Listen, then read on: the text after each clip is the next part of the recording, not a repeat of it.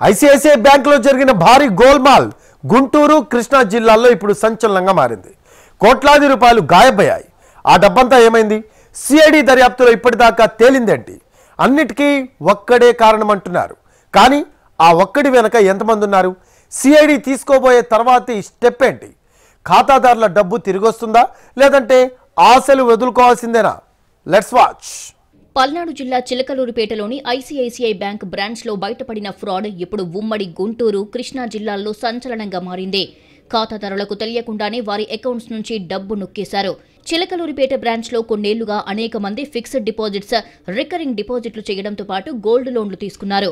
Recurring డిపాజిట్లకు సంబంధించి వడ్డీ తీసుకునే వారు బ్యాంకుకు వచ్చిన సమయంలో తమ ఖాతాల్లో డబ్బు లేకపోవడంతో విషయం బయటికి పొక్కింది. దీంతో ఖాతాదారులు ఒక్కొక్కరుగా బ్యాంకుకు వచ్చి తమ డిపాజిట్ల విషయంలో సిబ్బందిపై ప్రశ్నల వర్షం కురిపించారు. బ్యాంకు సిబ్బంది ఖాతాలను పరిశీలించగా కోట్ల రూపాయలు అవకతవకలు జరిగినట్లుగా తేలింది. పెద్ద ఎత్తున డబ్బులు గోల్మాల్ జరగడంతో కేసులోకి సిఐడి ఎంట్రీ ఇచ్చింది.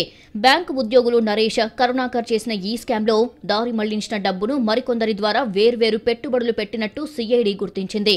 దీంతో కేసులో ఏవన్గా ఉన్న నరేష్ చెబుతున్న ప్రకారం ఆర్థిక లావాదేవీలో కీలకంగా వ్యవహరించిన ప్రభు కిషోర్, అజిత్ సింగ్, కిరణ్లను విచారించడానికి సిఐడి సిద్ధమవుతోంది. ఐసిఐసిఐ బ్యాంకు ఖాతాదారుల డబ్బుతో నరేష్ అనే టీం అనేక వ్యవహారాలను చక్కబెట్టినట్టు సిఐడి విచారణలో గుర్తించింది. చిలకలూరిపేట, నర్సారావుపేట, బెజవాడలోని 3 బ్రాంచుల్లో నరేష్ విధులు నిర్వర్తించిన సమయంలో దాదాపు 50 కోట్ల వరకు ఖాతాదారుల సొమ్ము దారి మళ్లించారని సమాచారం. కేసులో ఏవన్గా ఉన్న నరేష్ చిలకలూరిపేటలో పనిచేయగా నర్సారావుపేట బ్రాంచ్లో కరుణాకర్ పనిచేసినట్టుగా గుర్తించారు. ఇద్దరూ కలిసి ఖాతాదారులకు అధిక వడ్డీ పేరుతో మళ్లించి కాల్ మనీ కూడా తిప్పినట్టు సిఐడి గుర్తించింది. ఖాతాదారుల ఫిక్స్డ్ డిపాజిట్లు, డీడీలను వేర్వేరు కారణాలతో విత్డ్రా చేసి ఒక మహిళ అకౌంట్కు పంపినట్టు సిఐడి గుర్తించింది. ఇందిరా అనే ఒక మహిళా ఉద్యోగి కూడా వీరికి సహకరించినట్టు సిఐడి అనుమానిస్తోంది. D Naresh Chandrashekar Chilakaluripet ICICI bank మేనేజర్గా 2017 ఏప్రిల్లో బాధ్యతలు చేపట్టాడు.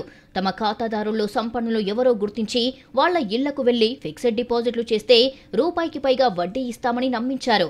మేనేజర్ ఇంటికి వచ్చి చెప్పడంతో చాలా మంది నమ్మి ఫిక్స్డ్ డిపాజిట్లు చేశారు. ఎఫ్డి మీద ఓడి రూపంలో ఖాతాదారులు 90% లోన్ తీసుకోవచ్చు. దాంతో ఖాతాదారుల ఎఫ్డీల మీద నరేష్ ఓడీలు తీసుకుని ఆ డబ్బును తన ఖాతాలో వేసుకున్నారు. ఎఫ్డీలు చేయించేటప్పుడే తన ఫోన్ నంబర్ లింక్ చేయించడంతో పాటు ఎఫ్డీల రెన్యువల్ పేరుతో ఈ మోసానికి పాల్పడ్డారని పోలీసులు తెలిపారు. ఖాతాదారులకు ఎఫ్డీలను రెన్యువల్ చేస్తున్నట్లు చెప్పి వాళ్ల మొబైల్కు వచ్చే ఓటీపీలు అడిగేవారు. తన ఓవర్ డ్రాఫ్ట్ ఖాతా నుంచే ఖాతాదారులకు ఎఫ్డీల మీద నెల నెలా వడ్డీ చెల్లిస్తూ వచ్చారు. ఇందుకోసం అతను 17 అకౌంట్లు వినియోగించారు.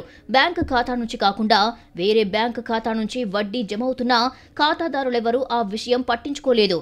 ఇలా చిలకలూరిపేటలో 65 మందికి పైగా ఖాతాదారులను నరేష్ మోసం చేశాడు. చిలకలూరిపేట బ్రాంచ్లోనే గోల్డ్ అప్రైజర్గా పనిచేసే అన్నం హరీష్ నరేష్కు సహకరించడంతో ఖాతాదారులు కుదవపెట్టిన బంగారం మీద వేరే వారి పేరిట రుణం తీసుకున్నారు. నర్సారావుపేట, విజయవాడలకు బదిలీ అయిన తర్వాత కూడా అధిక వడ్డీ పేరుతో ఖాతాదారులను నరేష్ మోసం చేశాడు. నర్సారావుపేటలో 2 ఏళ్లు, విజయవాడ, భారతీనగర్లో 1 ఏడాది పాటు పనిచేశాడు.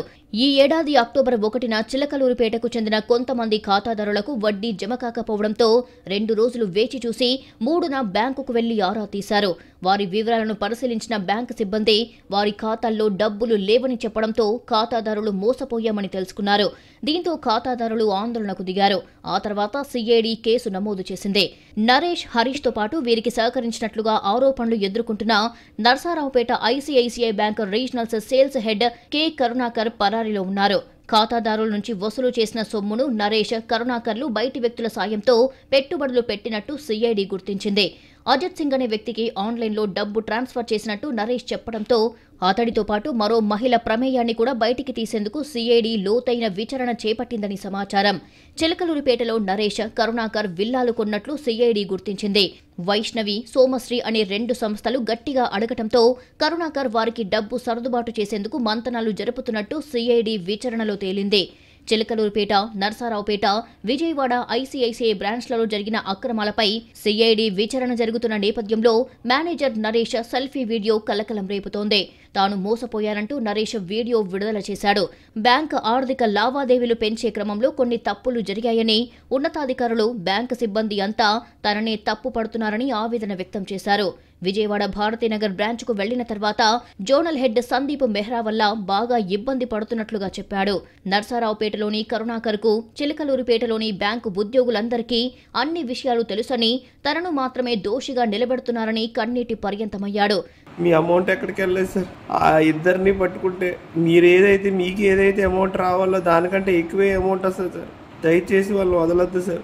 నరేష్ అండ్ టీం ఖాతాదారుల డబ్బును 2 ట్రేడింగ్, 1 ఫైనాన్స్, 1 స్వచ్ఛంద సంస్థలు భారీగా పెట్టుబడి పెట్టినట్టుగా సమాచారం. అజిత్ సింగ్ ఖాతాతో పాటు మరో మహిళ ఖాతాలో విత్డ్రా చేసిన డిపాజిట్లు, డీడీలు జమ చేసినట్లు సిఐడి గుర్తించింది. ప్రభు కిషోర్ ఆధ్వర్యంలో ఏర్పాటైన నెక్సస్ ఫైనాన్స్ కంపెనీలో పెట్టుబడులు పెట్టారని, ప్రభు కిషోర్ డబ్బు సర్దుబాటు చేస్తాడని నరేష్ విడుదల చేసిన వీడియోలో స్పష్టంగా ఉండటంతో ప్రభు కిషోర్ కోసం గాలిస్తున్నారు. బెజవాడ వెటర్నరీ కాలనీకి చెందిన ఒక ఎన్ఆర్ఐ మహిళ నుంచి 67 లక్షలు వసూలు చేసిన నరేష్ స్థానిక పోలీసులకు ఆ మహిళ ఫిర్యాదు చేయడంతో తిరిగి వెనక్కిచ్చినట్టు సిఐడి విచారణలో గుర్తించింది. దీంతో ఈ కేసులో ప్రభు శేఖర్, అజిత్ సింగ్, కిరణ్ సహా మరికొందరిని సిఐడి విచారించే అవకాశాలు ఉన్నట్లుగా తెలుస్తోంది. నరేష్ నిర్వహించిన అన్ని లావాదేవీలను సిఐడి క్షుణ్ణంగా పరిశీలిస్తోంది.